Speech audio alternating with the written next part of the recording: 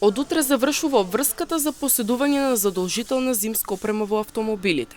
Според Законот за безбедност на сообраќајот на патишта, ова обврска за возачите стапи на сила на 15 ноември минатата година и трае до 15 март. Според Законот за безбедност на сообраќајот на патишта, полициските службеници можеа да го прекинат движењето на возилото и кога не постои сообраќајен знак за задолжително носење на зимска опрема, во случај кога зимските услови на патот не овозможуваат непречено и безбедно одвивање на сообраќајот.